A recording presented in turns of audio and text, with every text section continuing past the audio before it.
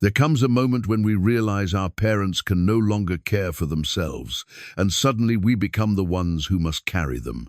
For Freydis, that moment came in the frozen mountains of ancient Norway, when her father looked up at her with tired eyes and whispered, "We can't walk anymore." She had fled this village 20 years ago, leaving behind painful memories and broken promises. Now she stood in her childhood home, watching her aging parents shiver by a dying fire. Winter was closing in, and everyone else had already left for safer lands. Her parents were too weak to make the journey on foot. There was no sled strong enough to carry them both. Most people would have felt helpless, but Freydis made a choice that would change everything. How does a woman pull her parents to safety across miles of dangerous terrain when all she has is her own strength and determination? Before we jump back in, tell us where you're tuning in from, and if this story touches you, make sure if you're subscribed, because tomorrow I've saved something extra special for you. Freydis Eriksdottir had not expected to return to Skjoldheim. The mountain village that clung to the rocky cliffs of the Norwegian highlands had been nothing but a memory, wrapped in frost and regret for 20 winters. She had left as a headstrong girl of 32, her heart full of anger, and her mind set on a future that did not include the suffocating traditions of her clan.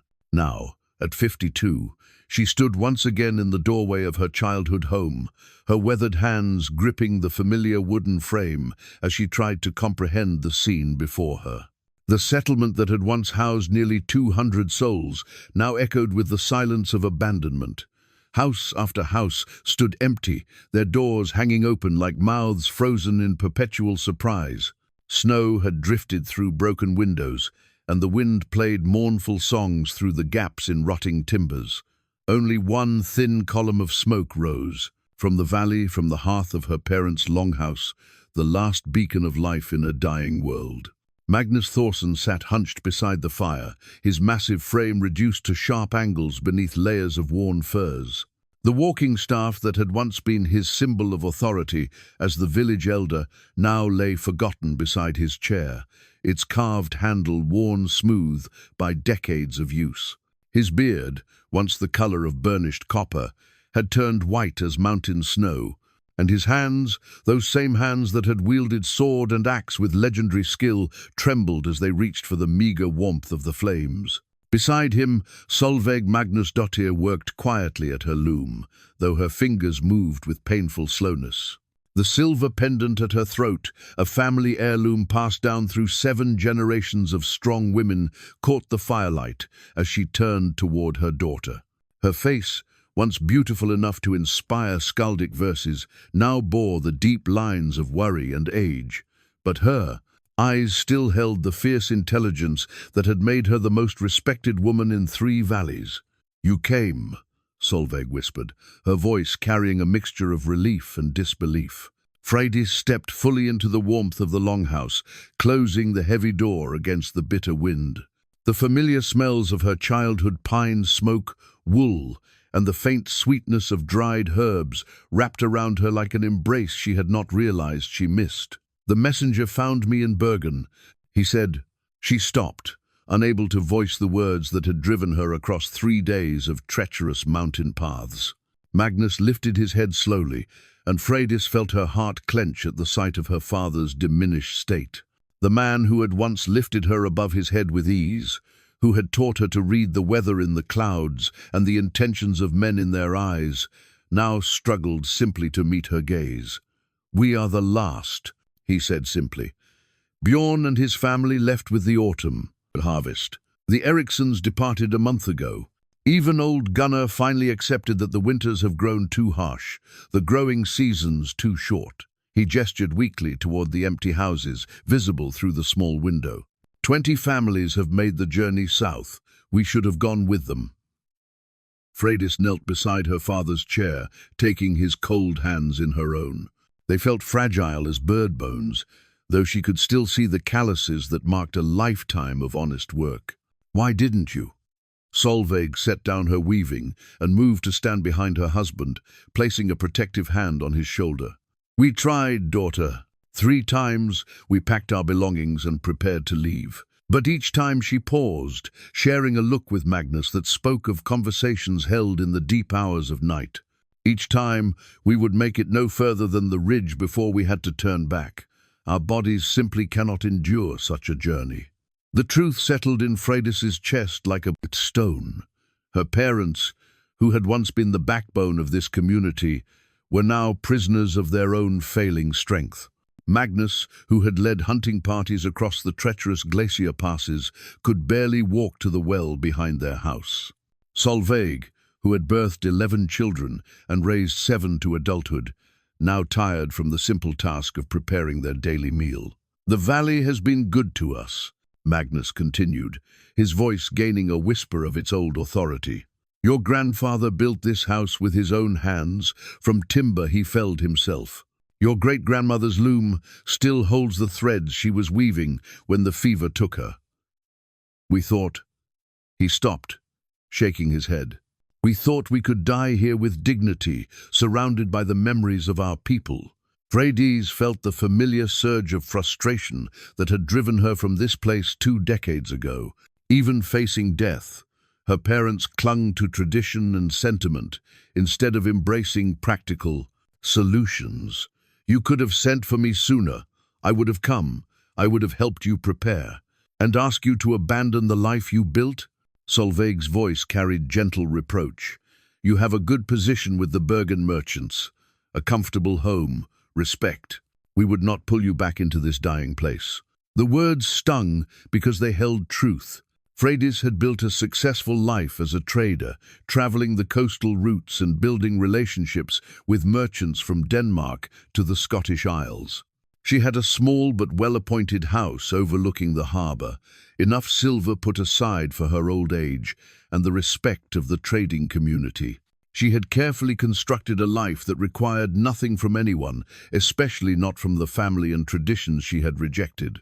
But seeing her parents now, she realized how hollow that independence felt. In building walls against the pain of her past, she had also built them against the love that had shaped her. "Tell me about the others who left," she said, settling cross-legged on the floor as she had as a child. "Did they make it safely to the southern settlements?" Magnus nodded slowly. "Most went to Bjorn's cousin in Lillehammer. The journey is hard but not impossible for those with strong backs and healthy hearts. The southern valleys still offer good farmland, and the winters are gentler. Our neighbors will find new homes, new purpose." He paused, staring into the fire. "But for us, we had accepted that our story would end here." Freydis studied her parents in the flickering light, noting details that the messenger's hurried words had not conveyed. Her father's breathing was labored, suggesting the lung sickness that claimed so many elders in the harsh mountain winters. Her mother's hands showed the swelling of joint disease, explaining why her once swift weaving now progressed so slowly. They were not merely tired or discouraged, they were genuinely unable to undertake the demanding journey south. "Show me," she said quietly. Magnus looked confused. "Show you what?" "Show me how far you can walk." Her parents exchanged another of those wordless conversations that spoke of decades spent as partners in all things. Finally, Magnus gripped the arms of his chair and began the slow process of rising to his feet. Solveig moved to steady him, though her own steps were careful and measured. Together, they made their way toward the door, Magnus leaning heavily on his wife's arm. They managed perhaps 20 steps before Magnus had to stop, his breath coming in sharp gasps. Solveig rubbed his back gently, her own face showing the strain of supporting even his reduced weight. When they turned back toward the fire, Freydis could see that the short walk had exhausted them both. "We can't walk anymore," Magnus said as he sank back into his chair, the words carrying the weight of absolute finality. "Not the distances required, not over mountain paths in winter weather." Freydis felt something shift inside her chest, a combination of grief for what her parents had lost and a growing sense of purpose she had not felt in years. These were the people who had taught her to think beyond the obvious solution, to find ways around obstacles that seemed insurmountable. Her father had shown her how to track wounded game across miles of difficult terrain. Her mother had taught her to read the subtle signs that revealed which plants would heal and which would harm. Surely there was a way to solve this puzzle. "What about a sled?" she asked. "I have a good travel sled. It carried me and my supplies up the mountain path." Solveig shook her head gently. "We considered that, daughter. But neither of us can sit upright for hours in the cold, and who would pull such a burden over mountain passes?" The question hung in the air like smoke from the fire. Freydis knew her parents were thinking of the young men who had once competed for the honor of helping the elders with difficult tasks. But those young men had all departed with their own families, seeking easier lives in gentler places. She thought of her own sled, built for carrying trade goods but never tested with human cargo. It was sturdy enough, she supposed, but designed for someone sitting upright and holding the reins. Her parents would need to lie down, protected from the weather, unable to help guide the sled around obstacles or over rough terrain. "There might be a way," she said slowly, an idea beginning to form in her mind. "Not with my sled, as it is, but—" She stopped, studying the construction of the longhouse around them. Her grandfather had been a master builder, and his techniques had been passed down through the family. "Do you still have grandfather's tools?" Magnus pointed toward a corner where a collection of well-maintained hand tools rested in a wooden chest. "Of course, but what are you thinking?" Freydis rose and walked to the tool chest, lifting out the familiar weight of her grandfather's wood axe. The handle was worn smooth by generations of use, and the blade still held its keen edge. Beside it lay measuring tools, wood planes, and the various implements of a skilled craftsman. "I'm thinking," she said, turning back to face her parents, "that if we can't use what exists, we need to build what we need." For the first time since her arrival, she saw a spark of hope flicker in her mother's eyes. Magnus straightened slightly in his chair, and she recognized the expression that had once appeared on his face when presented with seemingly impossible challenges. "You would build something new?" Solveig asked. "Here? Now?" Freydis hefted the axe, feeling its familiar balance. "I would try. We have the tools. We have the materials." She gestured around the longhouse, thinking of all the empty buildings that could provide lumber. "And we have the knowledge. Grandfather taught you his techniques, father. You taught them to me." Followed was different from the resigned quiet that had greeted her arrival. This was the silence of minds working, of possibilities being weighed and considered. Outside, the wind continued its mournful song. But inside the longhouse, something had shifted. Magnus reached for his walking staff, his movements slightly more purposeful than before. "It would have to be strong enough to carry both of us safely, light enough for one person to pull over difficult terrain, and built quickly. Winter deepens with each passing day." "It's possible," Freydis said, though she was not entirely certain. "Difficult, but possible." Solveig moved to her weaving and carefully began removing the threads from her loom. "Then we should not waste time. If you're determined to save two stubborn old people who should have had the sense to leave months ago, we'd best get started." As Freydis looked at her parents, her father gripping his staff with renewed purpose, her mother already planning how to contribute to this desperate venture, she felt something she had not experienced in 20 years. She felt like she belonged somewhere. The wind outside might sing of endings, but here, by the fire, with her grandfather's tools in her hands and her parents' trust in her heart, Freydis began to believe that some stories might have different conclusions than the ones that seemed inevitable. Tomorrow, she would begin the most important construction project of her life.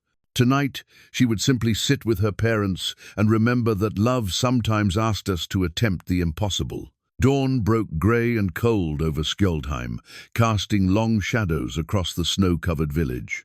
Freydis had slept little, her mind churning with plans and calculations. She rose before her parents stirred, stepping quietly into the bitter morning air to examine her travel sled with fresh eyes. The sled that had carried her faithfully from Bergen looked suddenly inadequate for the task ahead. Built for speed and maneuverability on established paths, it was little more than a platform on runners with a simple seat for the driver. The wooden frame was solid birch, well crafted but designed to carry trade goods, not human lives. She ran her hands along its edges, testing joints and measuring dimensions in her mind. "It won't work, will it?" Magnus's voice came from behind her. He had emerged from the longhouse wrapped in his heaviest cloak, moving slowly but with more purpose than she had seen the night before. Freydis straightened, brushing snow from her hands. "Not as it is. The seat is too narrow for two people, and there's no protection from the weather. You and Mother would freeze long before we reached the first waypoint." Magnus nodded, approaching the sled with the careful steps of someone who had learned not to trust his balance on icy ground. "Your grandfather built something similar once, for hauling stone from the quarry. But that was different. He had teams of men to help with the pulling." "Show me what you remember," Freydis said, offering her arm for support as Magnus bent to examine the sled's construction. Her father's weathered hands traced the joints where the platform met the runners, his touch still sure despite his failing strength. "The principle is sound: distribute the weight evenly, keep the center of gravity low. But for what you're planning—" He paused, his engineer's mind working through the problems.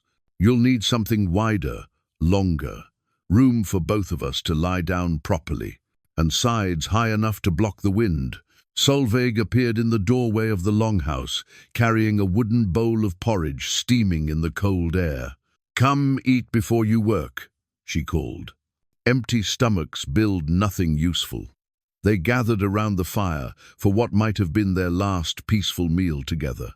The porridge was thick with dried berries and honey, comfort food that reminded Freydis of countless winter mornings in her childhood. Her mother had always been practical about such things. Good food and warm shelter were the foundations upon which all other achievements rested. "I've been thinking about materials," Solveig said as they ate. The Ericssons left lumber stacked behind their house, good seasoned pine that Tormund was saving for spring repairs, and the Bjornsons abandoned furniture that could be broken down for parts. Magnus set down his spoon, his expression thoughtful. "It feels wrong, taking from our neighbors' homes." "They're not coming back," Freydis said gently. "And they would want their materials used to save lives, rather than rotting in empty houses. You taught me that waste is a sin when people are in need." After breakfast, Freydis harnessed herself to the sled and began the process of testing its limits. She pulled it around the village square, feeling how it responded to turns and changes in terrain.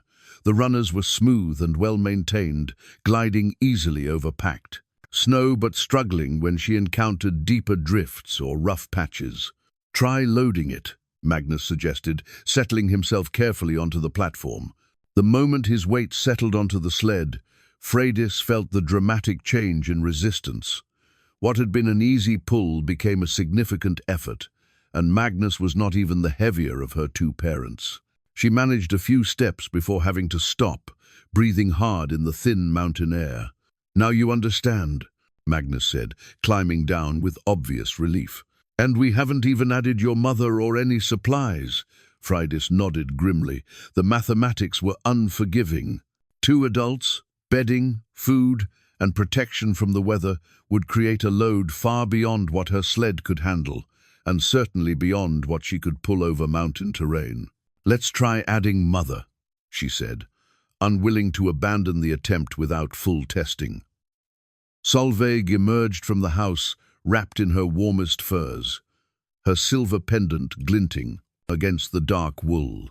She approached the sled with the same careful dignity she brought to all tasks, settling beside Magnus with practiced efficiency. Freydis positioned herself at the front of the sled, took a firm grip on the pulling ropes, and leaned into the effort. For a moment, the sled resisted, then began to move forward with agonizing slowness. She managed perhaps 10 steps before the inevitable happened. The crack was sharp and final, the sound of wood failing under stress it was never designed to bear. The front crossbeam of the sled split cleanly in two, dumping Magnus and Solveig unceremoniously into the snow as the platform collapsed forward. Mother, father. Freydis rushed to help them up, her heart racing with fear that one of them might have been injured. Magnus struggled to his feet with Solveig's help, brushing snow from his cloak with quiet dignity. "We're unhurt," he said, though Freydis could see the effort the fall had cost him. "But I think this demonstrates the futility of our situation." Solveig said nothing, but Freydis caught the expression that crossed her mother's face, a look of resigned acceptance that cut deeper than any words. Her parents had allowed themselves to hope, briefly, that there might be a solution to their predicament. The broken sled had just reminded them that some problems had no answers. Freydis knelt beside the damaged sled, examining the split wood with growing frustration. The break was clean but devastating. The entire front section was now useless.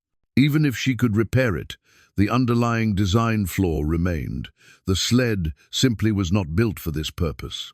"I'm sorry," she said, though she was not entirely sure to whom she was apologizing. "I should have known it wouldn't work." Magnus placed a gentle hand on her shoulder. "You tried, daughter. That's more than we dared hope for."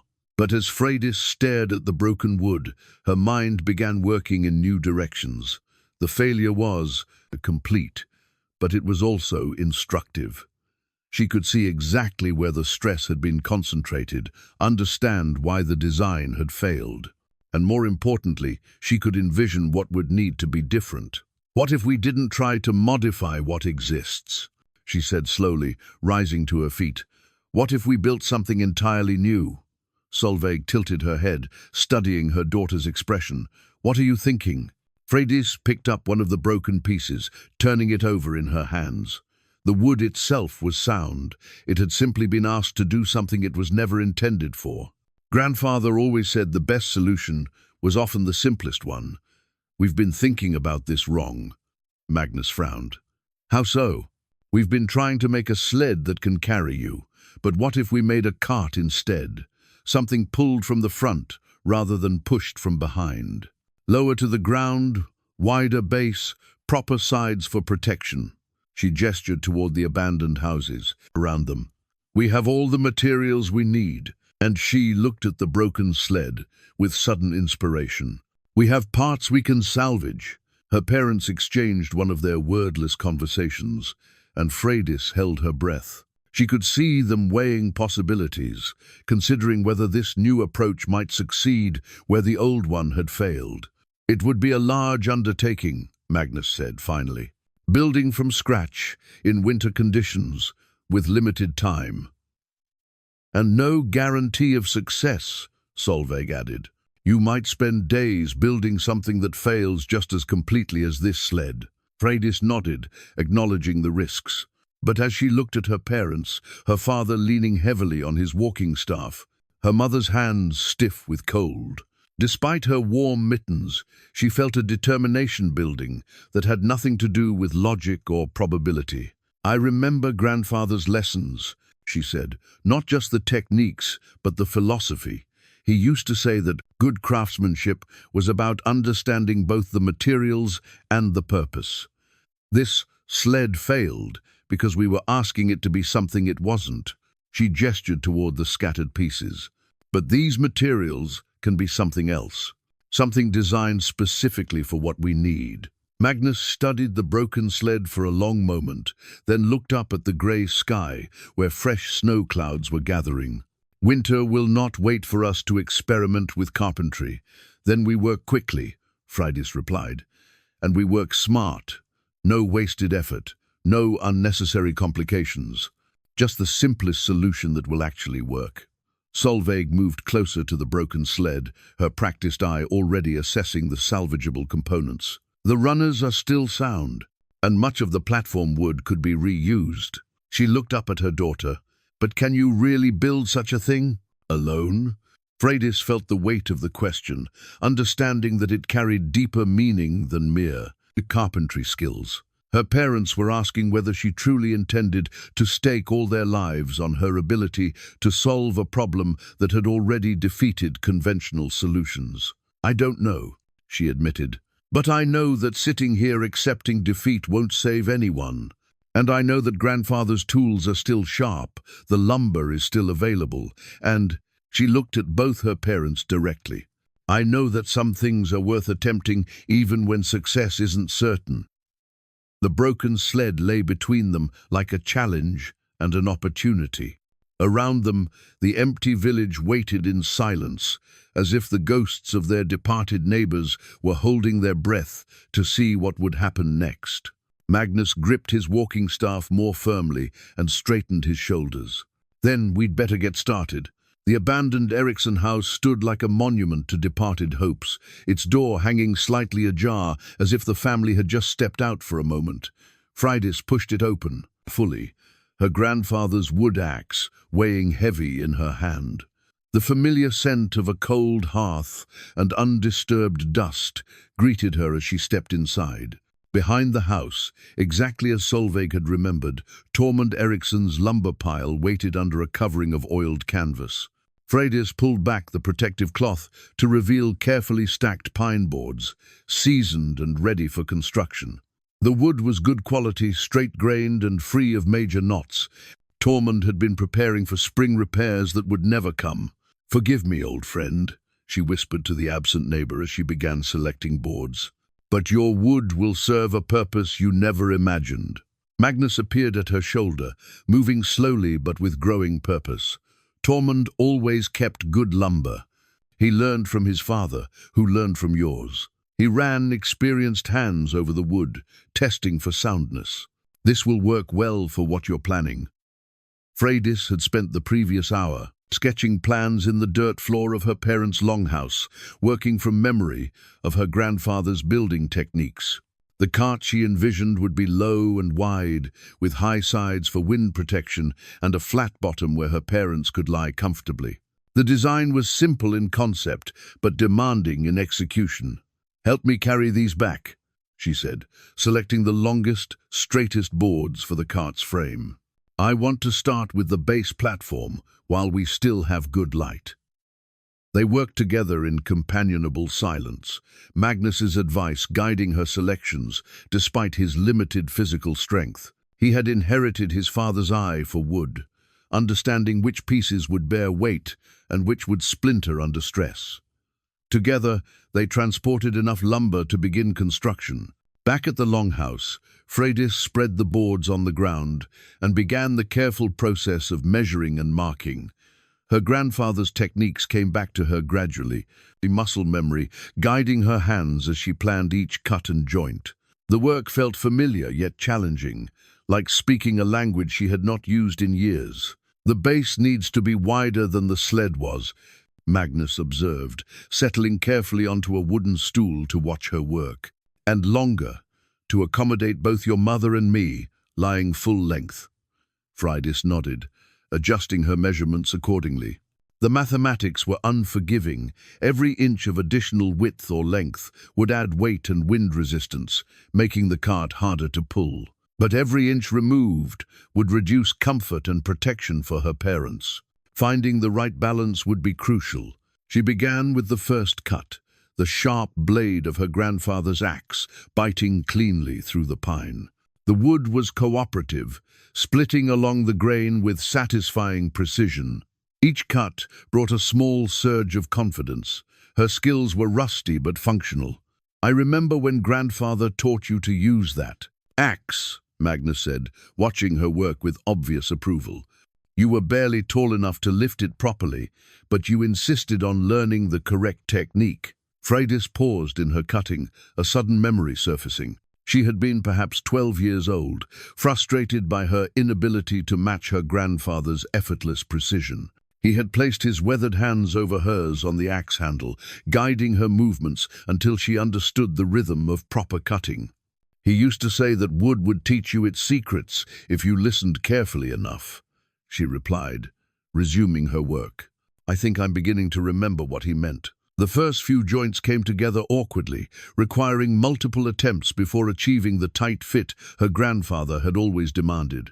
But gradually, her hands remembered the feel of properly aligned wood, the slight resistance that indicated a perfect joint.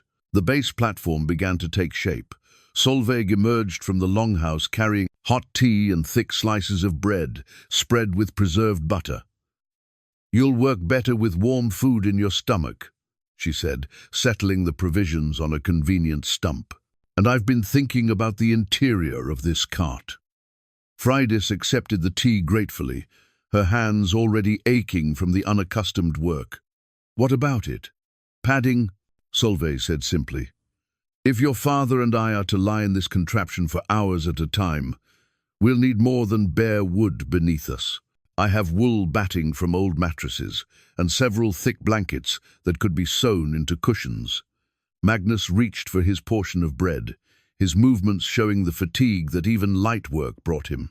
"She's right, and we'll need something to block the wind without making the cart too heavy to pull."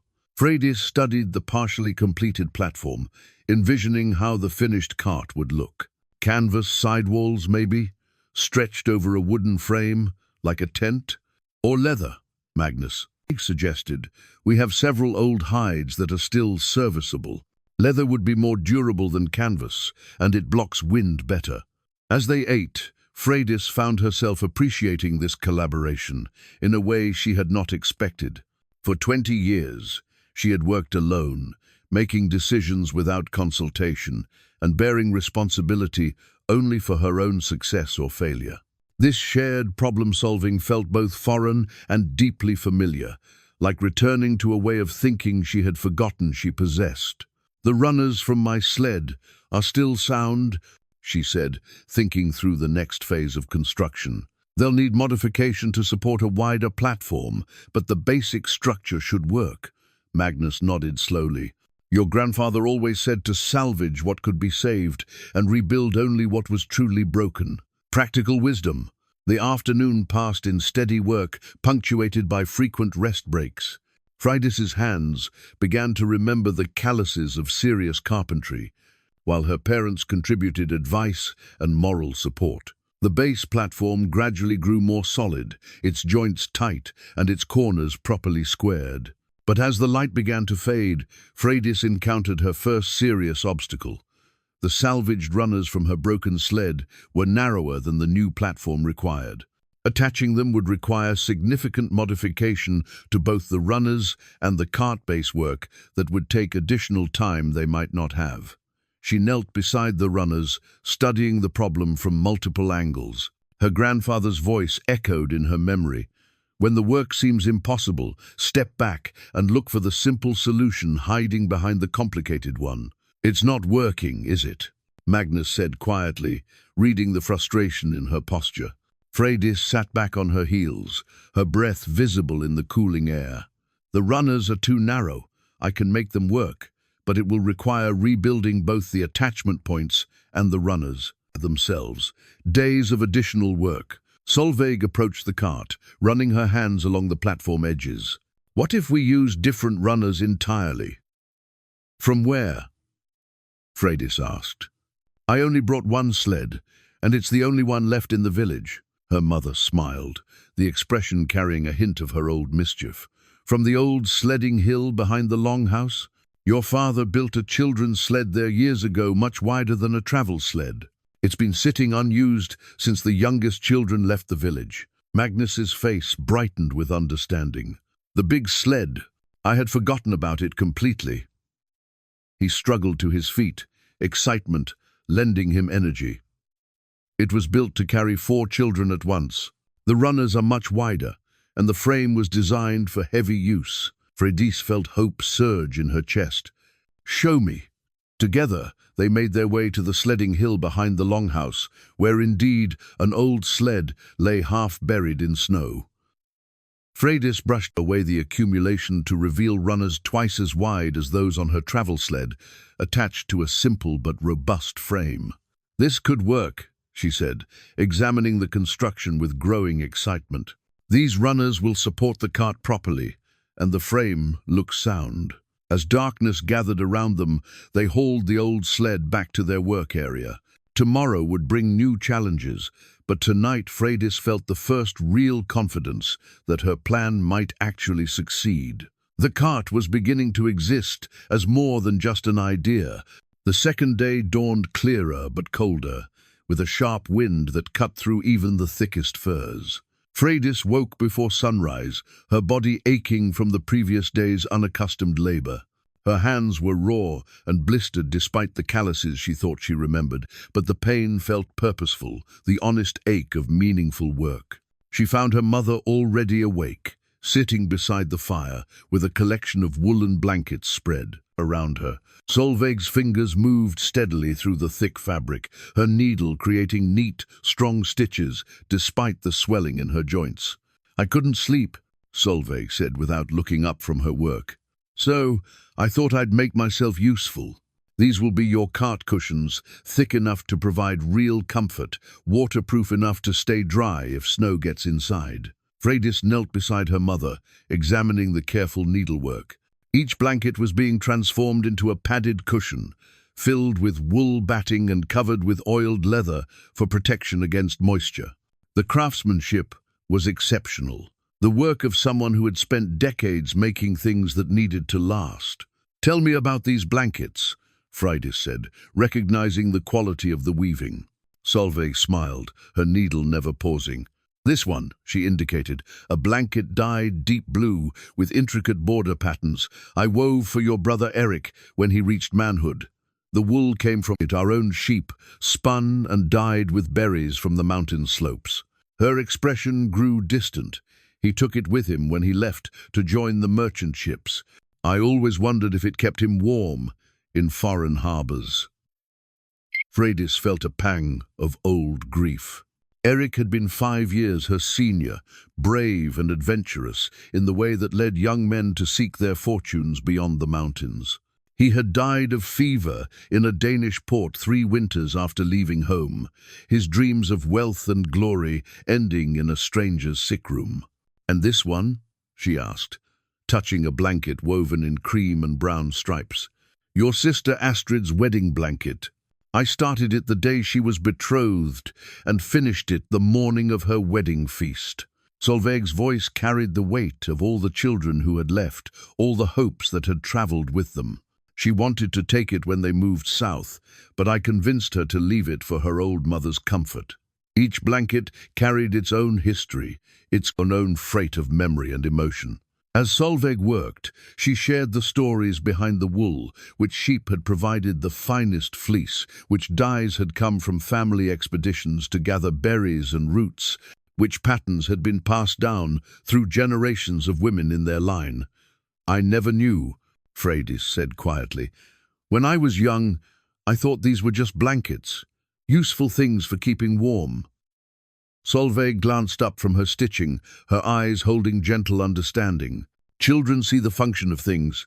It takes time to recognize their meaning." She returned to her work, her voice taking on the rhythm of teaching. "Each thread in these blankets connects us to something larger, to the sheep who gave their wool, to the plants that provided dye, to the hands that spun and wove and cared for each piece." Outside, Magnus could be heard moving about slowly, preparing for the day's work. Freydis rose and went to help him, finding her father examining the salvaged runners from the old children's sled. In the clear morning light, she could see details that had been hidden the evening before. "They're in better condition than I hoped," Magnus said, running his hands along the smooth wood. "Your grandfather built this sled to last, and the children who used it took good care of it." Freydis knelt beside him, studying the attachment points where the runners connected to the old frame. "We'll need to modify these connections to fit the new platform, and add cross braces for additional strength." Magnus nodded, then pointed to several gouges and scratches along the runner's length. "See these marks? Each one tells a story of children playing, learning to navigate slopes and obstacles." He smiled at some private memory. "Your cousin Gunnar put that deep scratch there when he steered into a tree trunk, trying to avoid the creek." As they worked together to separate the runners from the old frame, Magnus continued sharing memories. Each scar and wear, mark on the wood, represented some small adventure, some moment of childhood joy that had occurred in this now empty village. The runners had carried generations of children down the sledding hill, their laughter echoing across the valley in winters when the settlement had been alive with hope and purpose. "It feels right, using these runners for this purpose," Magnus said as they began the delicate work of modifying the attachment points. "They've always been about carrying precious cargo safely home." The morning progressed steadily, with Freydis focusing on the technical challenges while her parents contributed advice and encouragement. The work was demanding but satisfying. Each successful joint and properly fitted piece brought them closer to a functional solution. By midday, they had successfully attached the wide runners to the new platform, creating a stable base that looked capable of supporting significant weight. Freydis tested the attachment points carefully, putting her full weight on various parts of the structure to check for weakness or instability. "It feels solid," she said, bouncing slightly on the platform. "The joints are tight, and the runners are properly aligned." Solveig approached with the first completed cushion, a thick, padded rectangle covered in waterproof leather. She placed it on the platform, and immediately the cart began to look less like a construction project and more like something designed for human comfort. "Try it," she urged Magnus. "See if the size is right." Magnus climbed carefully onto the platform, settling himself on the cushion with obvious relief. The cart supported his weight easily, with no creaking or shifting from the joints. He lay back experimentally, testing the comfort level. "It's good," he said with genuine satisfaction. "Room enough for both your mother and me, and comfortable enough for a long journey." Freydis felt a surge of pride mixed with apprehension. The basic structure was complete and functional, but much work remained. The cart still needed sides for wind protection, a pulling harness that would distribute weight properly, and storage space for supplies they would need during the journey. "Now for the challenging part," she said, studying the bare platform. "We need to add walls that will block the wind without making the cart too heavy or too difficult to maneuver." Magnus climbed down from the cart, his movements showing that even the short test had tired him. Canvas stretched over a frame would be lightest, but leather would be more durable. Solveig approached with another completed cushion. "What if we used both? Leather for the bottom sections where wear will be heaviest, canvas for the upper portions where weight matters more than durability." Freydis considered the suggestion, picturing how such a design would work. That might be perfect. The leather sections would protect against ground moisture and impact damage, while the canvas sections would provide wind protection without excessive weight. As the afternoon wore on, they worked on constructing the framework for the cart's sides. The design was more complex than the platform had been, requiring careful attention to angles and bracing to ensure the walls would remain stable under wind stress. But gradually, the cart began to take on its final form. With each piece that fell into place, Freydis felt her confidence growing. This was going to work not perfectly, perhaps, but well enough to save her parents' lives. The sun was setting as they completed the basic framework, but for the first time since her arrival, Freydis felt genuine hope. The third morning brought the first real test of their creation. Freydis stood in the pale dawn light, studying the completed cart with a mixture of pride and anxiety. The framework was sturdy, the cushions were in place, and canvas walls stretched between wooden supports provided wind protection on 3 sides. The fourth side remained open for easy access, with a canvas flap that could be secured once her parents were settled inside. "It looks like a traveling bed," Solveig observed, approaching with a steaming cup of herbal tea. Her voice carried a note of wonder, as if she couldn't quite believe that their desperate plan had resulted in something so practical. Magnus emerged from the longhouse, carrying their travel provisions, dried fish, hard cheese, flatbread, and a leather bag of mixed nuts and dried berries. The food represented careful rationing of their remaining supplies, enough to sustain them during the journey, but not so much as to add unnecessary weight to the cart. "Time to see if our creation actually works," Freydis said, securing the provisions in the storage compartment they had built beneath the platform. Her hands moved with nervous energy, checking and rechecking connections that she had already tested multiple times. She helped her parents climb into the cart, arranging the thick cushions so they could lie comfortably side by side. Magnus settled with a soft grunt of relief, his walking staff within easy reach. Solveig positioned herself carefully, her silver pendant catching the early light as she pulled her warmest cloak around her shoulders. "Ready?" Freydis asked, though she was asking herself as much as them. "Ready," Magnus replied, though his voice carried the weight of understanding just how much depended on the next few minutes. Freydis positioned herself at the front of the cart, where she had rigged a simple harness from leather straps and rope. The pulling arrangement was basic but functional broad straps that would distribute the load across her shoulders and chest, with padding to prevent chafing during long hours of work. She leaned into the harness, feeling the cart's resistance as the runners began to move across the packed snow. For a heart-stopping moment, the cart remained stationary, and Freydis feared that the load was simply too heavy for one person to pull. Then, gradually, the cart began to move forward. The sensation was unlike anything she had experienced. The cart was heavy, much heavier than her old sled had ever been, but the weight was manageable. The wide runners distributed the load effectively, and the low center of gravity kept the cart stable, even when crossing uneven ground. "How does it feel?" Magnus called from inside the cart. "Solid," Freydis replied, adjusting her rhythm to find the most efficient pulling motion. "Heavier than I expected, but not impossible." She guided the cart in a slow circle around the village square, testing how it responded to turns and changes in direction. The steering was imprecise but adequate. She could navigate around obstacles and adjust their course without too much difficulty. But the real test came when she attempted to pull the cart up the gentle slope that led toward the mountain path.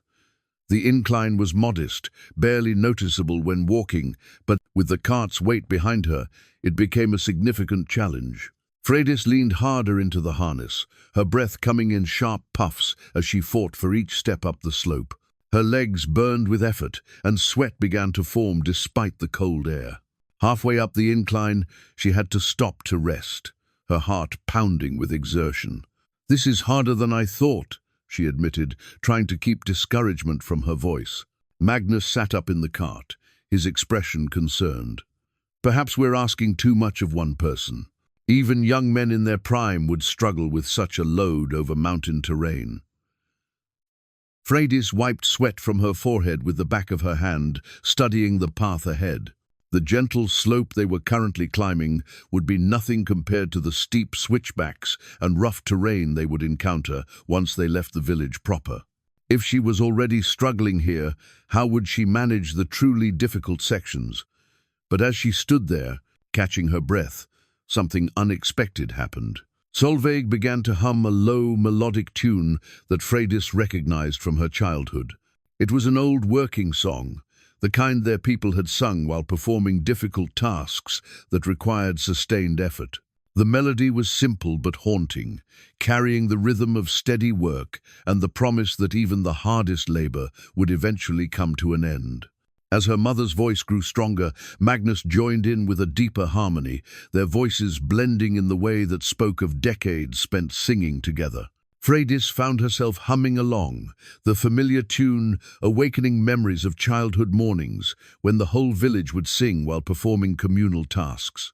The melody seemed to provide its own energy, a rhythm that made the pulling feel less like struggle and more like purposeful movement. With the song sustaining her, she resumed pulling the cart up the slope. The load felt no lighter, but somehow more manageable. Her steps found the rhythm of the melody, and her breathing synchronized with the rise and fall of the tune. Step by step, note by note, they climbed the incline together. At the top of the slope, Freydis paused again, but this time with satisfaction rather than exhaustion. They had conquered their first real obstacle, and the cart had performed exactly as designed. "The lullaby," she said, turning to look at her parents. I remember you singing it when I was small, during the long winter nights when storms kept us indoors." Solveig smiled, her eyes bright with memory. "Your grandmother taught it to me, and her grandmother taught it to her. It's a song for enduring difficult times, for finding strength when the task seems impossible." Magnus shifted carefully in the cart, settling more comfortably against his cushions. "Your mother sang it during each of her difficult births. The midwives said they had never heard anything so beautiful as Solveig's voice, calling new life into the world." Freydis felt something shift inside her chest, a connection to her family's history that went deeper than shared blood or common memories. The song was a link to generations of women who had faced impossible challenges and found ways to endure. It was both a tool and a blessing, practical as any piece of equipment they carried. "Then we'll use it," she said, checking the cart's harness one final time. "When the pulling gets difficult, when the path seems too steep, we'll sing ourselves through it." As they prepared to leave the village for the dangerous mountain journey ahead, Freydis looked back at the empty houses one last time. The settlement that had shaped her childhood was about to become just a memory, but the songs and stories it had given her would travel with them wherever they went. The cart sat ready, her parents were settled comfortably inside, and the old lullaby hummed quietly in her mind, like a promise of strength yet to be discovered. The real journey was about to begin. Behind them, the wind whistled through the abandoned houses, playing its own mournful song through broken shutters and empty doorways. But ahead, the mountain path waited, and somewhere beyond the treacherous passes lay safety and new beginnings. Freydis adjusted her harness, took a deep breath of the thin mountain air, and began to pull her family toward an uncertain but hopeful future. The mountain path beyond Skjoldheim was treacherous, even in good weather, carved into steep slopes where one misstep could mean death. Now, with ice coating the rocks and snow obscuring familiar landmarks, it became a test of will as much as skill. Freydis felt every muscle in her body protesting as she navigated the cart around boulders and across patches of loose scree. They had been traveling for 3 hours when she first noticed the tracks. Wolf prints, large and fresh, paralleled their route along the ridgeline above. The paw marks were clear in the snow, at least 4 animals, possibly more, keeping pace with their slow progress. Freydis felt her stomach tighten with apprehension, but she said nothing to her parents. There was no point in adding fear to their other burdens. "Rest stop," she called back to the cart, though her own need for rest was secondary to her desire to study their situation more carefully. Magnus and Solveig stirred within their cocoon of blankets and canvas, grateful for the chance to stretch cramped muscles. The cart had performed admirably so far, but the constant jostling over rough terrain was taking its toll on their elderly bodies. "How much farther to the first way station?" Solveig asked, accepting Freydis's help to climb carefully from the cart. Freydis consulted the mental map she had been maintaining since their departure. The way station was an abandoned shepherd's hut, where travelers traditionally stopped for rest and shelter. In better times, it would have been stocked with emergency supplies and dry firewood. Now, it likely offered nothing but basic protection from the wind. "Another 2 hours, if we maintain this pace," she said, not mentioning that their current pace was already slower than she had hoped. The cart's weight and the difficult terrain were making progress agonizingly gradual. Magnus climbed down more slowly, his breathing labored from the thin mountain air. As he stood beside the cart, his sharp eyes immediately noticed what Freydis had hoped to conceal. "Wolves," he said quietly, studying the tracks with the expertise of a lifetime hunter. "A small pack, but persistent. They're following our scent." Solveig moved closer to her husband, instinctively seeking the comfort of his presence. "Are we in danger?" Magnus considered the question with the seriousness it deserved. "Possibly. Winter has been hard, and prey animals are scarce. We represent an opportunity they'll find difficult to ignore, especially since we're moving slowly and predictably." Freydis felt anger surge through her exhaustion. They had overcome so many obstacles already: her parents' frailty, the broken sled, the technical challenges of building the cart. The idea that wolves might undo all their progress seemed cruelly unfair. "What do you recommend?" she asked her father, recognizing that his hunting experience far exceeded her own. Magnus walked carefully to the edge of their rest area, studying the terrain with tactical eyes. "We have advantages they don't expect. Wolves are used to hunting prey that runs in panic. We're not running, and we're not defenseless." He returned to the cart and retrieved his hunting knife, a weapon he had carried for 40 years, its blade still keen despite his failing strength. The leather-wrapped handle fit his grip with familiar comfort, though Freydis could see the effort it cost him simply to hold the weapon steady. "They'll likely test us before making any serious attempt," Magnus continued, settling the knife within easy reach. "Wolves are cautious hunters. They'll try to separate us or provoke us into making mistakes." Freydis checked her own belt, confirming that her smaller knife was accessible. She also had the wood axe secured to the cart, though it would be clumsy to wield in close combat. Their greatest advantage was that the wolves would not expect organized resistance from what appeared to be easy prey. "Should we try to outrun them?"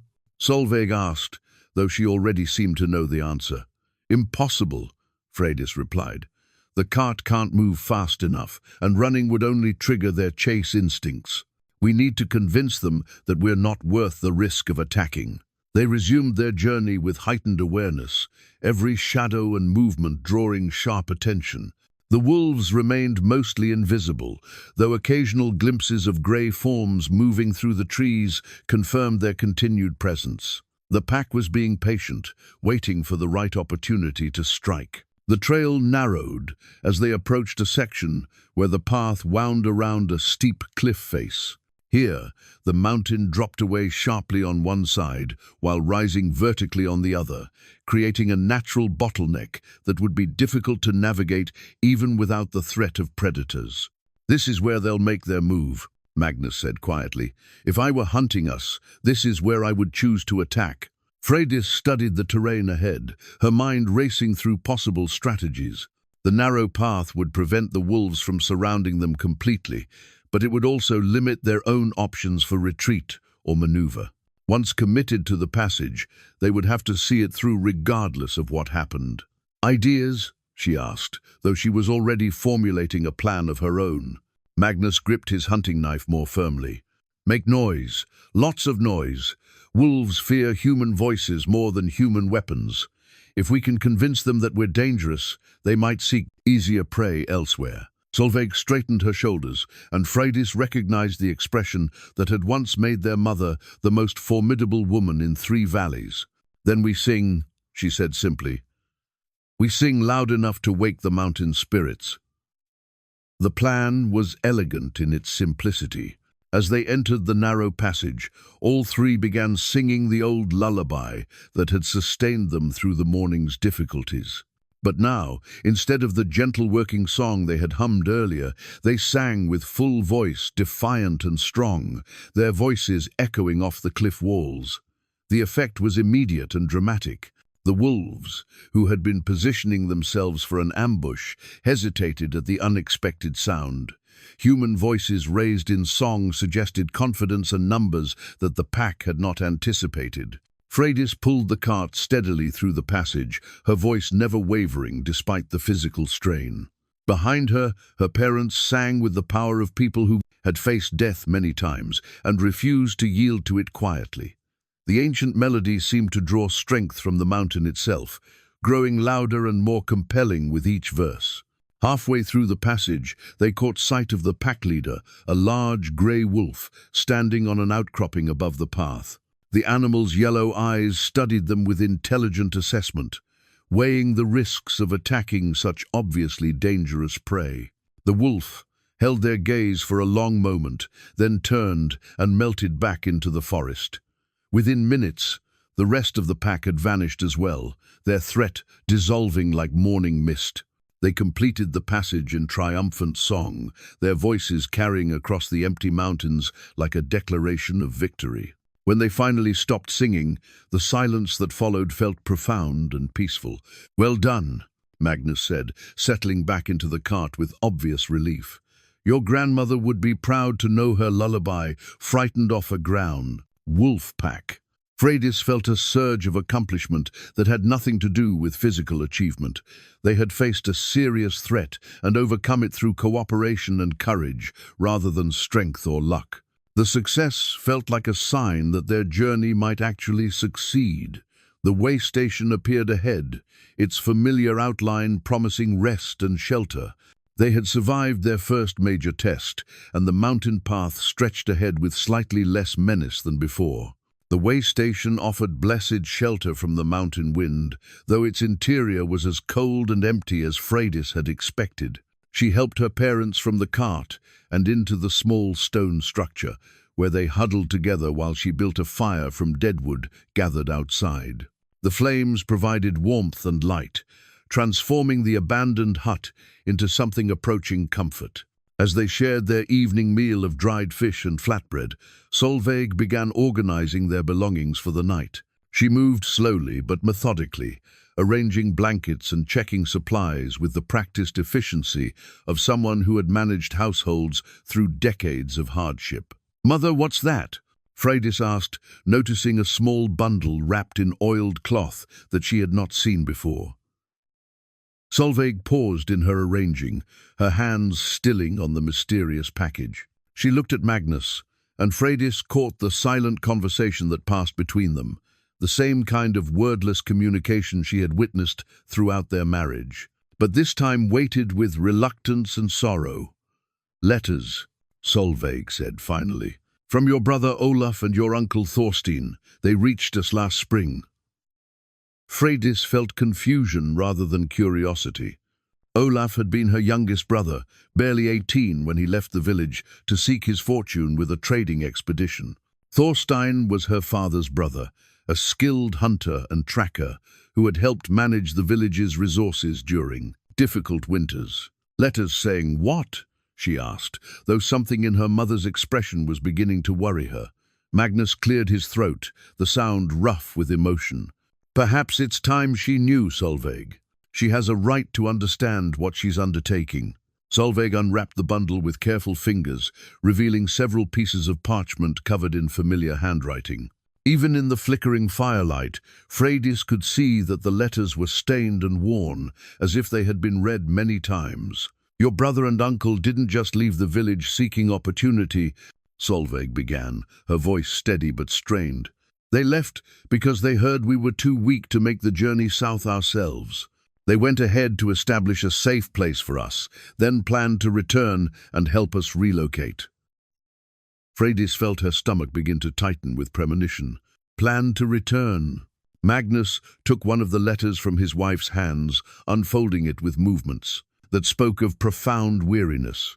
"This is from Olaf, written from Lillehammer, where he had found work with a carpenter. He says they had prepared a place for us, a small house near the workshop, work that your uncle could manage despite his age." He handed the letter to Freydis, who read her brother's careful script by firelight. Olaf's words were full of optimism and detailed plans for their parents' relocation. He described the route they should take, the supplies they would need, and the comfortable life that waited for them in the southern settlement. "This sounds hopeful," Freydis said, though she could sense there was more to the story. "Why didn't you go when he sent this?" Solveig handed her another letter, this one in different handwriting. "This came 2 months later, from a merchant who had known your uncle." The second letter was brief and brutal in its simplicity. Olaf and Thorstein had attempted the return journey to Skjoldheim in late autumn, hoping to guide Magnus and Solveig to safety before winter set in completely. They had been caught in an early blizzard while crossing the high pass above Nordfjord, the same pass that Freydis and her parents would have to navigate in the coming days. The avalanche had buried them completely. Their bodies had been found the following spring by shepherds, along with the supplies they had carried for the rescue mission. Everything they had hoped to bring to help their aging relatives, warm clothing, preserved food, medicines for the journey had been destroyed along with their lives. Freydis read the letter twice, struggling to comprehend its implications. Her brother and uncle had died, attempting exactly what she was now trying to accomplish. They had been younger and stronger than she was, more familiar with the mountain passes, better equipped for winter travel, and they had failed catastrophically. "Why didn't you tell me this before?" she asked, her voice barely above a whisper. Magnus leaned forward, his weathered hands reaching for hers. "Because we knew you would try to save us anyway, and we couldn't bear the thought of losing another child to these mountains. We had accepted our fate," Solveig added quietly. "We had made peace with dying in our own home, surrounded by familiar things. When you arrived, we allowed ourselves to hope again, but we never intended to tell you about the others. We thought." She stopped, her composure finally cracking. "We thought we could spare you the knowledge that you might be following your brother and uncle to the same grave." Freydis sat in stunned silence, staring at the letters in her hands. Everything she thought she understood about their situation had shifted. This was not simply a matter of helping elderly parents relocate. It was an attempt to succeed where others had failed, to survive a journey that had already claimed 2 lives. The weight of hidden tragedy settled on her shoulders like a physical burden. Olaf, barely more than a boy, when she had last seen him, dead in an avalanche while trying to save the parents who had raised him. Thorstein, her father's closest companion and most trusted friend, buried under tons of snow and ice because he could not abandon family in need. "The route they took," she said, forcing herself to focus on practical concerns. "Is it the same path we're following?" Magnus nodded reluctantly. "There is only one way through the high country in winter. All paths converge at the Nordfjord Pass." Freydis studied the letters again, looking for details that might help her understand what had gone wrong. Olaf's writing mentioned traveling light for speed, carrying minimal supplies to move quickly through dangerous areas. They had gambled on speed over preparation, hoping to reach Skjoldheim and return before the worst weather arrived. But winter in the mountains followed no human schedule. The avalanche had caught them because they had been forced to travel during unstable conditions, pressed for time and unable to wait for safer weather. "We're not making the same mistakes they made," she said finally, though she was trying to convince herself as much as her parents. "We're moving slowly, carefully. We're carrying proper shelter and enough supplies to wait out bad weather if necessary." Solveig reached across the small space and took her daughter's hand. "We don't expect you to succeed where they failed, Freydis. We're grateful that you tried, that you gave us hope for a few days. But we won't hold you responsible if the mountains prove stronger than we are." Magnus added his own weathered hand to theirs, creating a connection that spanned decades of shared love and loss. "Your brother and uncle died as heroes, trying to save family. If we don't survive this journey, you will have failed at nothing. You will have honored their memory by making the same choice they made." But Freydis felt the weight of responsibility settling deeper into her bones. She was not just carrying her parents to safety, she was carrying the hopes and dreams of 2 young men who had died attempting the same mission. Every step forward would be taken in their memory. Every obstacle overcome would honor their sacrifice. "There's something else," Solveig said, reaching into the bundle of letters. She withdrew a small object wrapped in soft leather, a string of wooden prayer beads, each one carved with intricate patterns that caught the firelight. "These were Olaf's," Solveig explained. "The merchant returned them with the letter, along with his other personal effects. Your brother carried them for protection during dangerous journeys." Freydis took the beads, feeling their smooth weight in her palm. Each bead had been carved with symbols. She recognized ancient protective runes that their people had used for generations to invoke the favor of guardian spirits. The leather cord was soft and supple, worn by her brother's hands during the months he had carried them. "He believed these would keep him safe," Magnus said quietly. "Perhaps they will serve you better than they served him." Freydis slipped the prayer beads over her neck, feeling them settle against her chest next to her heart. The weight was slight but significant, a reminder of the courage required to attempt impossible things and the love that made such attempts necessary. Outside the way station, wind howled through the mountain passes, carrying the scent of snow and the promise of storms to come. Inside, 3 people sat beside a small fire, sharing the burden of knowledge that made their journey both more dangerous and more precious. Tomorrow, they would continue toward the high pass where 2 good men had died trying to save family. Tonight they would honor those men by refusing to let fear triumph over love, by choosing hope even in the face of tragedy. The prayer beads felt warm against Freydis's chest, carrying the blessing of ancestors and the protection of those who had gone before. Whatever happened in the days ahead, they would not face it alone. The morning brought ominous changes to the mountain weather. Heavy clouds pressed low against the peaks, and the wind carried the metallic scent of approaching snow. Freydis stood outside the way station, studying the sky with growing concern. Every instinct told her that a major storm was building, the kind that could trap travelers for days or bury them entirely. Magnus emerged from the hut, moving more slowly than usual. The cold night had stiffened his joints, and his breathing showed the strain of the thin air. He joined Freydis in examining the threatening sky, his weathered face grave with understanding. "How long before it hits?" he asked, though his tone suggested he already knew the answer would not be comforting. "Hours, not days," Freydis replied. "Look at how the clouds are building from the northwest. That's the direction the worst storms come from." Solveig appeared in the doorway, her silver pendant catching what little light filtered through the overcast. She had been organizing their supplies and packing the cart, but now she stood motionless, sensing the tension in the air. "We have a choice to make," Freydis continued, her voice steady despite the anxiety churning in her stomach. "We can wait here until the storm passes, or we can try to reach the high pass before the worst weather arrives." Magnus studied the terrain ahead, where the path climbed steadily toward the notch between 2 massive peaks. The high pass was both their greatest obstacle and their greatest opportunity once through it. The route descended gradually towards safety, but it was also the most dangerous section of their entire journey, exposed to wind and weather with no shelter for miles. "How far to the pass?"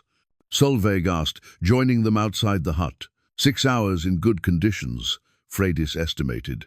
8 or more with the cart, and in this weather. And once we start climbing toward the pass, there's no shelter until we reach the other side. Magnus pointed toward a distant ridge where snow was already beginning to fall. "The storm will reach us before we're halfway there. We'll be caught in the open, in the exact area where your brother and uncle died." The memory of Olaf's prayer beads around her neck made the decision even more weighty.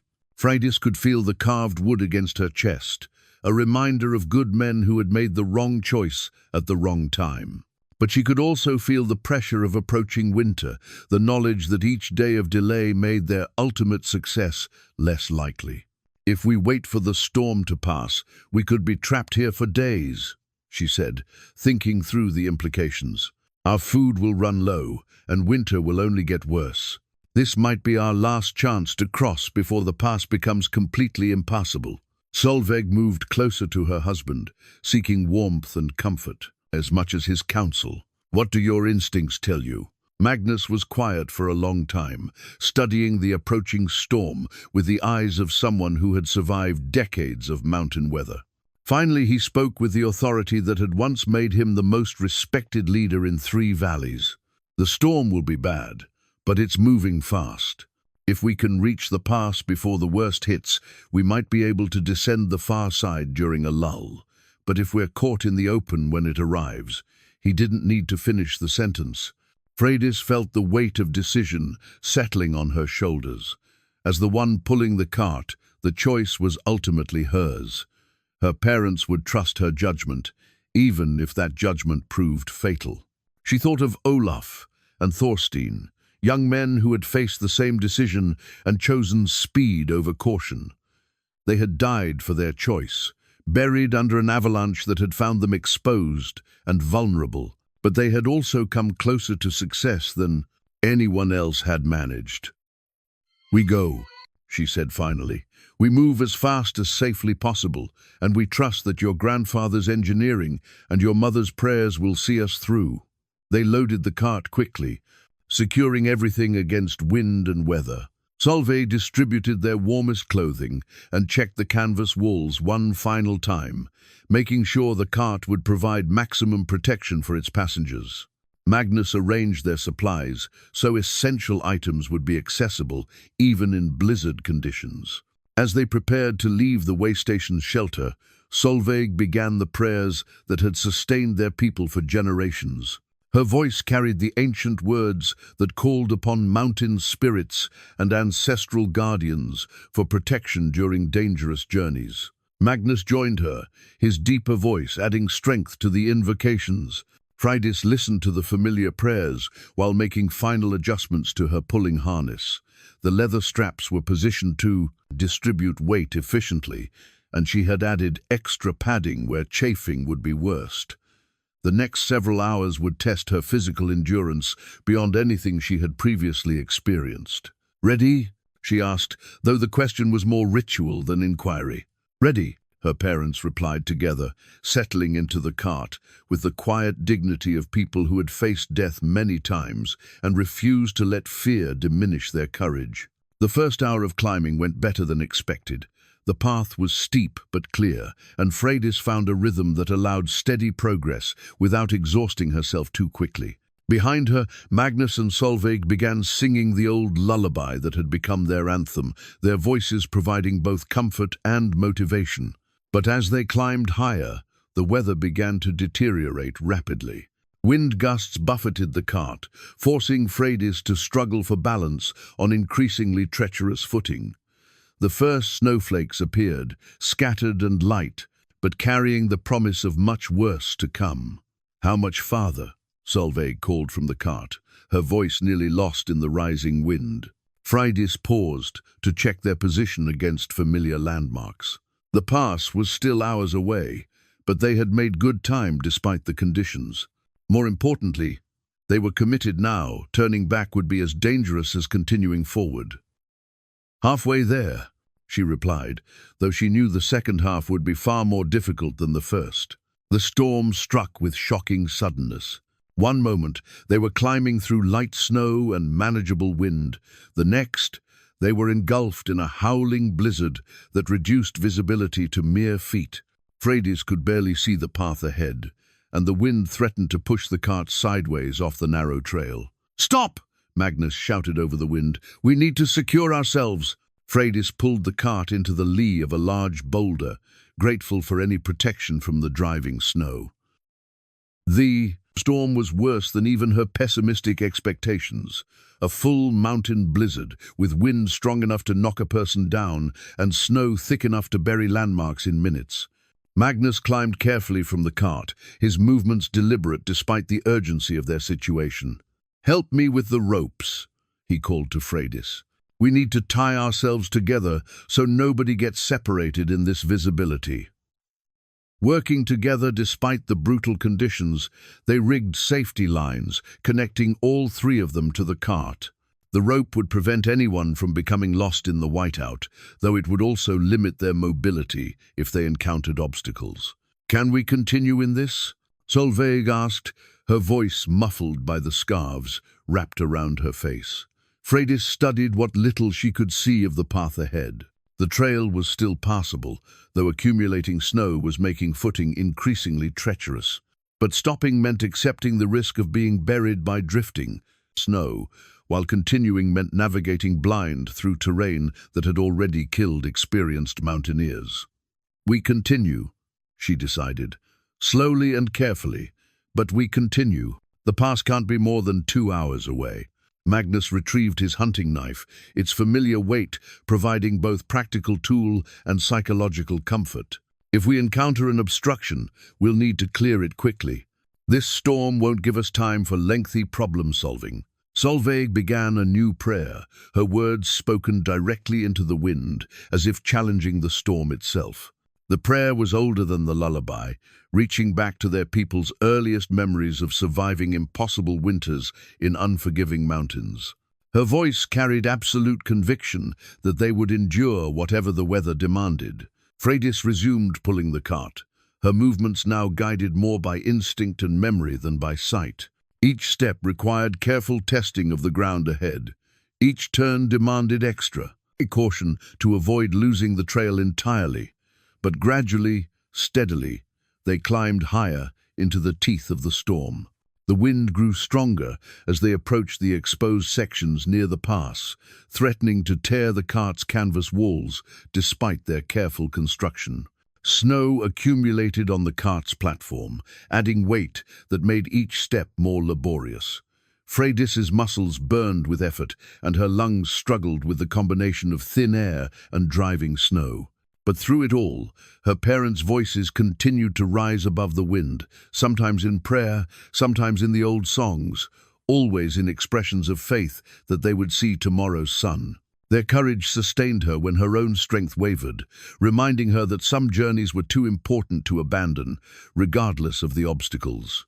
As they neared the highest point of the pass, Freydis could sense the change in terrain even through the blizzard. The constant upward pull was easing, suggesting they were approaching the summit. Beyond that lay the descent toward safety, though the storm would continue to threaten them for hours yet. The prayer beads pressed against her chest with each labored breath, carrying the blessings of her brother and uncle who had attempted this same passage. She could almost feel their presence in the wind, urging her forward when the task seemed impossible. The pass waited somewhere ahead in the swirling snow, their gateway to survival, if they could survive reaching it. The summit of the pass materialized out of the swirling snow like a revelation. Freydis almost missed it. So focused was she on placing one foot safely ahead of the other, but suddenly the constant upward strain on her muscles eased. They had reached the highest point of their journey, the same treacherous crossing that had claimed her brother and uncle. "We made it!" she gasped, though speaking the words aloud felt like tempting fate. Through the driving snow, she could make out the ancient stone marker that generations of travelers had built to mark the pass. Each person who successfully crossed had added a stone to the cairn, creating a monument to human perseverance in the face of mountain indifference. Now, barely visible in the blizzard, it stood as both achievement and warning. Magnus struggled up from the cart, his movements stiff with cold, despite the protection of multiple blankets. "The marker," he said, pointing toward the stone pile. "Your grandfather added a stone to that cairn when he first crossed as a young man." But even as they paused to acknowledge their accomplishment, Freydis could feel the mountain gathering its strength against them. The wind was shifting, becoming more violent and unpredictable. Snow that had been falling steadily now swirled in vicious gusts that threatened to tear the canvas from the cart's frame. "Something's wrong," Solveig said from within the cart, her voice tight with apprehension. "Listen." Above the constant howl of wind, a new sound was emerging, a deep, ominous rumbling that seemed to come from the mountain itself. Freydis had heard that sound before, during avalanche seasons in her youth. It was the voice of unstable snow, tons of accumulated weight beginning to shift and slide. "Avalanche danger," Magnus confirmed, his face grave with understanding. "The storm is overloading the slopes above us." Freydis looked around frantically, trying to assess their options through the limited visibility. The pass was a natural funnel, concentrating wind and snow into a narrow corridor between towering peaks. Those same peaks now loomed above them, invisible but threatening, their slopes heavy with fresh snow that the storm was adding to by the minute. "We need to move," she said, her voice urgent despite her exhaustion. "Standing still makes us targets." But even as she prepared to resume pulling the cart, the rumbling grew louder. Somewhere above them, probably on the north-facing slope, that caught the worst of the wind-driven snow, an avalanche was beginning. The question was whether they could clear the danger zone before the slide reached the pass. "How far to safety?" Solveig asked, though her tone suggested she suspected the answer. Freydis studied what little she could see of the terrain ahead. The descent from the pass was steep and exposed for at least a mile before reaching the shelter of the tree line. In good weather, with good visibility, it would be a challenging but manageable slope. In a blizzard, with an avalanche threatening from above, it would be a race against both time and physics. Too far to outrun what's coming, she admitted. But maybe far enough to survive it. Magnus climbed fully out of the cart, his hunting knife in his hand, though it would be useless against an avalanche. If we're caught by the slide, the cart might actually protect us. Better to be buried inside something solid than tumbled loose down the mountain. The rumbling was becoming a roar, and Freydis could feel vibrations through the ground beneath her feet. Whatever was happening above them was massive and accelerating. They had perhaps minutes before the avalanche reached the pass. "Get back in the cart," she ordered her parents. "Secure yourselves as tightly as possible." Solveig was already pulling Magnus back toward the cart when the first wave of displaced air hit them. The pressure wave preceding the avalanche struck like a physical blow, knocking Freydis to her knees and nearly overturning the cart. The canvas walls snapped and fluttered wildly, straining against their moorings. "Hold on!" Magnus shouted over the increasing roar. Freydis threw herself against the cart's pulling harness, desperate to gain even a few yards of distance before the slide reached them. The cart lurched forward, its runners scraping over rock and ice as she fought for traction on the treacherous surface. Behind them, the roar became deafening. Through the cart and swirling snow, Freydis caught a glimpse of white death, a wall of snow and debris pouring down the mountainside like a frozen waterfall. The avalanche was massive, easily large enough to bury entire buildings, and it was moving faster than any human could run. "It's coming!" Solveig cried from within the cart. Freydis pulled with desperate strength, her muscles screaming in protest as she fought to drag the cart down the slope. Every step might be the difference between life and death, but the avalanche was gaining on them with inexorable certainty. The first chunks of debris, rocks and ice blocks carried ahead of the main slide began pelting the ground around them. One piece, large as a man's head, struck the cart's frame with a sound like thunder, but the construction held. "Almost there," Freydis gasped, though she wasn't sure where there might be. The avalanche struck them like the fist of an angry god. The world disappeared in a chaos of snow and noise and tumbling motion that seemed to last forever. Freydis felt herself lifted and thrown, the cart's harness torn from her shoulders as the slide caught them in its grip. Then everything went white and silent and still. Silence. Then the sound of her own breathing, harsh and labored in the darkness. Freydis tried to move and discovered she was buried. Snow pressed tight around her body like a frozen tomb. Panic surged through her chest, but she forced herself to remain calm, remembering her grandfather's stories of surviving avalanches. First priority, determine which way was up. She worked her hand slowly toward her face and let saliva drip from her mouth, feeling it fall downward along her cheek. Up was the opposite direction. She began digging, using careful movements to avoid exhausting the limited air trapped in her snow cave. The digging seemed to take forever, but gradually she created enough space to turn her head and shoulders. More digging brought her closer to the surface, and finally her hand broke through into blessed open air. Moments later, she pulled her head free of the snow, gasping in the cold mountain air like a drowning woman reaching shore. The world around her was transformed. Where the pass had been, smooth white snow now covered everything in rolling drifts. The avalanche had reshaped the entire landscape, burying the ancient trail under tons of debris. But she was alive, and somewhere beneath this snow were her parents. "Mother! Father!" she shouted, her voice echoing strangely in the post-avalanche stillness. Only silence answered her. Freydis fought her way completely free of the snow and began searching frantically for any sign of the cart. The avalanche had carried them at least 200 yards down the slope, depositing them in an area that was now a field of white, unmarked by any visible landmarks. She forced herself to think systematically, The cart had been behind her when the slide hit, so it should be upslope from her current position. She began working her way back up the debris field, calling continuously and listening for any response. "Here!" The voice was muffled but unmistakable, her father, somewhere beneath the snow. "We're here!" Freydis followed the sound, triangulating as Magnus called again. Finally, she spotted it, a small section of the cart's canvas wall protruding from a snowdrift, like a flag marking buried treasure. She threw herself at the snow, digging with her hands and calling encouragement to the trapped occupants below. "Keep talking," she shouted as she worked. "I'm coming." The snow was packed hard by the avalanche's pressure, requiring careful excavation to avoid causing a collapse that might hurt her parents.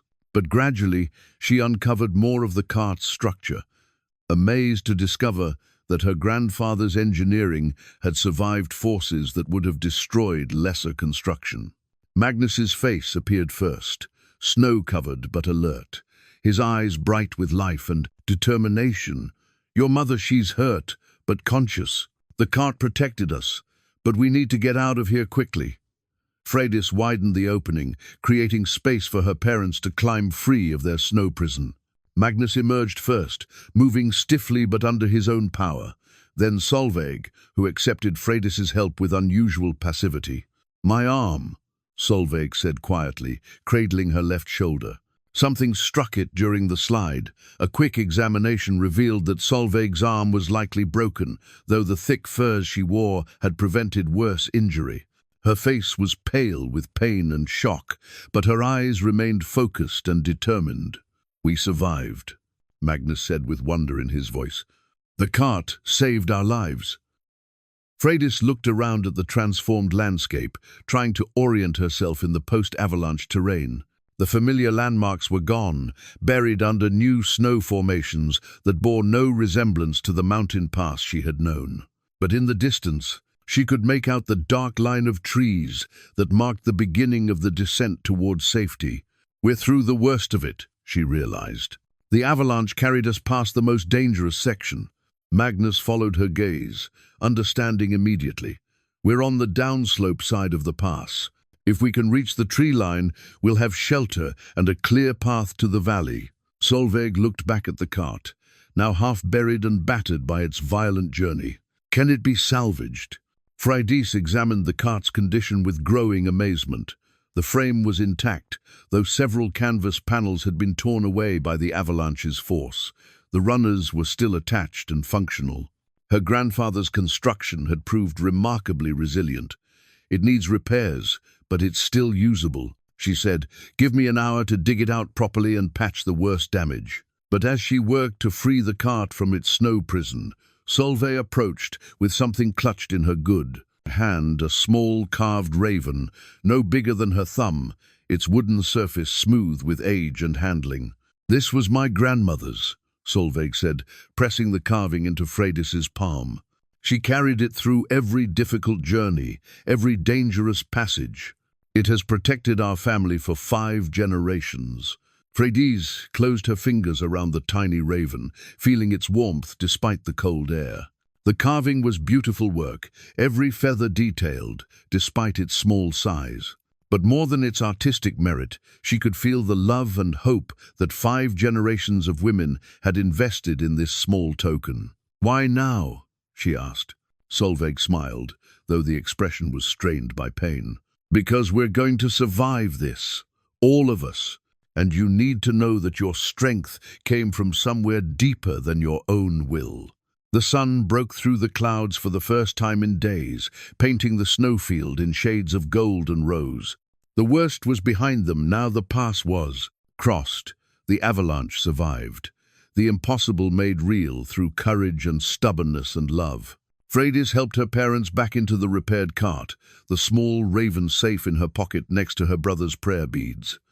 The mountain had tested them with everything it possessed, and they had endured. Now all that remained was the journey home. Spring had come to the valley of Lilyhammer, transforming the harsh landscape of winter into something soft and welcoming.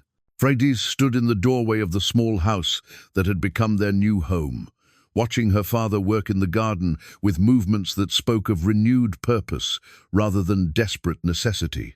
6 months had passed since their harrowing journey through the mountain pass.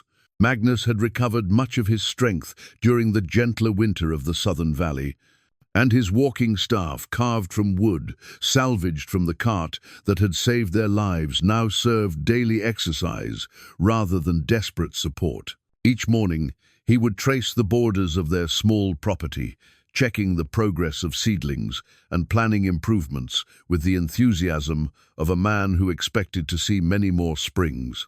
"The beans are coming along well," he called to Freydis, his voice carrying satisfaction rather than the weary resignation that had marked his final months in Skjoldheim. "Your mother's herb garden is already producing enough for our needs, and some to share with neighbors." Freydis smiled, remembering how Solveig had insisted on carrying packets of seeds during their desperate flight from the mountains. At the time, it had seemed like optimistic folly to burden their escape with thoughts of future planting. Now, those seeds had become the foundation of their new life, connecting their past to a hopeful future. Inside the house, Solveig worked at a small loom she had acquired from a local weaver. Her broken arm had healed with only minor stiffness, though cold weather still caused her discomfort. The silver pendant that had traveled with them through such danger now caught sunlight streaming through clean windows as she worked with threads dyed in the bright colors of their new valley. "Come see," Solveig called, holding up her current project. "I'm weaving the story." Freydis approached the loom and studied the emerging pattern with wonder. Solveig was creating a tapestry that told the story of their journey, stylized mountains in white and grey, a small cart pulled by a determined figure, storm clouds and avalanches rendered in threads that seemed to move with their own energy. But most remarkably, the tapestry showed all three of them together, safe and whole on the far side of the mountains. "It's beautiful," Freydis said, running her fingers along the intricate patterns. "But will people believe such a story?"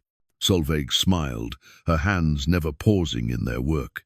"They already believe it. The whole valley knows about the woman who pulled her parents to safety through an avalanche.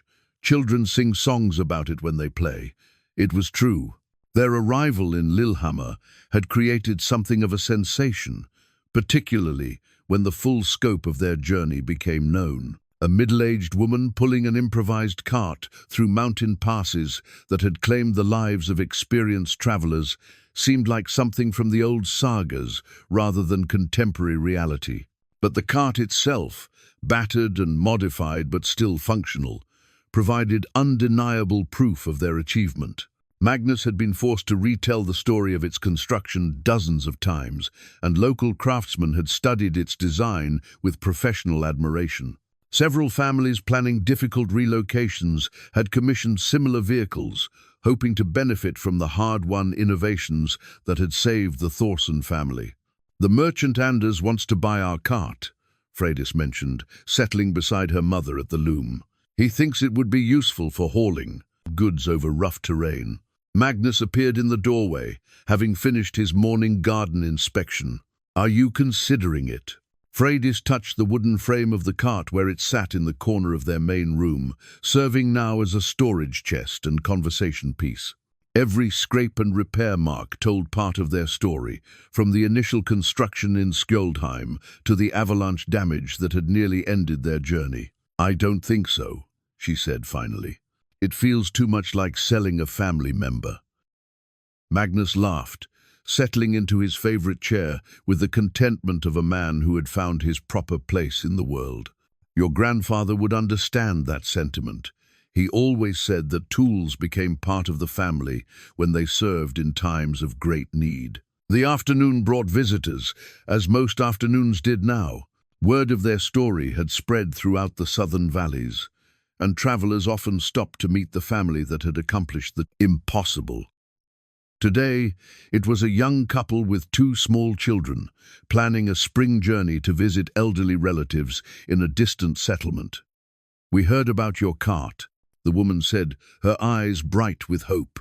and we wondered if you might share some advice about traveling with vulnerable family members. Magnus and Solveig exchanged one of their wordless conversations, then welcomed the family inside for tea and detailed discussion of practical travel techniques. Freydis listened as her parents shared hard-won wisdom about route planning, weather assessment, and the psychological challenges of caring for others during dangerous journeys. The most important thing, Solveig said, serving honey cakes that had become her signature hospitality offering, is understanding that some journeys require more than physical strength. They require absolute commitment to the people you're trying to protect. The young father studied the cart respectfully. But how do you find the courage to attempt something so dangerous? Magnus pointed to the wooden staff leaning beside his chair. You make the decision one step at a time. You don't try to carry the entire journey all at once. You just focus on taking the next step safely, then the step after that. As evening approached and their visitors departed, the family gathered around their small table for the simple meal that had become their daily ritual. The food was modest but satisfying, and the conversation flowed with the easy affection of people who had shared both desperation and triumph. Do you miss the mountains?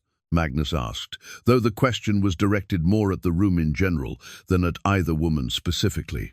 Freydis considered the question seriously. I miss the familiarity of home, but I don't miss the isolation or the sense that we were fighting a losing battle against time and weather. She paused, touching the small carved raven that had become her constant companion. Here, we're building something instead of just trying to preserve what's already dying. Solveig set down her cup and reached across the table to take both their hands in hers. We're together, she said simply. Everything else is just details. Outside, the valley settled into peaceful evening sounds, livestock returning to barns, children called home for supper, neighbors sharing news across garden fences. It was the sound of community, of life, continuing in its eternal rhythms, despite the mountains that loomed in the distance. The cart sat in its corner, no longer needed for desperate journeys, but serving as a reminder that love could create solutions where none had seemed possible.